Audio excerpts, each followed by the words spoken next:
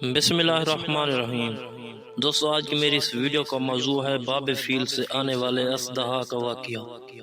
حارث اعور کا بیان ہے کہ ایک مرتبہ جمعہ کے دن امیر المومنین حضرت علی علیہ السلام ممبر کوفہ پر بیٹھ کر خطبہ دے رہے تھے کہ مسجد کوفہ کے باب فیل سے ایک اژدہا نمودار ہوا جس کا سر اونٹ کے سر سے بھی زیادہ بڑا تھا۔ وہ سر کو ہلاتا ہوا ممبر کی طرف روانہ ہوا۔ لوگوں نے جیسے ہی اتنے بڑے اژدہا کو دیکھا تو خوف کے مارے ہٹ گئے، اور وہ اژدہا بڑے اطمینان و سکون سے ممبر کے قریب آیا۔ اس نے حضرت امیر المومنین علی علیہ السلام کے کان میں کچھ باتیں کی اور آپ نے بھی اس سے سرگوشی کی۔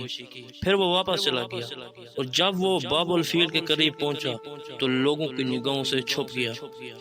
یہ منظر دیکھ کر اہل ایمان نے کہا، یہ امیر المومنین علیہ السلام کے عجائبات میں سے ایک عجوبہ ہے، جبکہ منافقین نے کہا یہ علی کا جادو ہے۔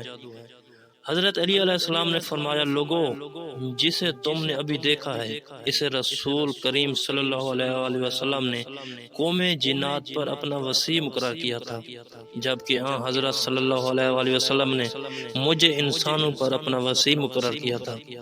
اس کی قوم میں تنازع ہوا جس کی وجہ سے بہت سی جانیں تلف ہو گئیں، اور اسے اس تنازع کا حل معلوم نہیں تھا، اس لیے یہ میرے پاس اس شکل و صورت میں آیا اور مجھ سے اس تنازع کا حل دریافت کیا، اور میں نے اسے اس کا حل بتا دیا۔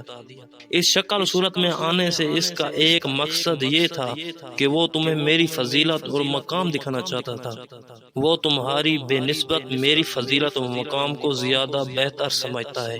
اگر آپ کو یہ ویڈیو اچھی لگی ہو تو ویڈیو کو لائک اور ہمارے اس چینل کو سبسکرائب کریں۔ شکریہ۔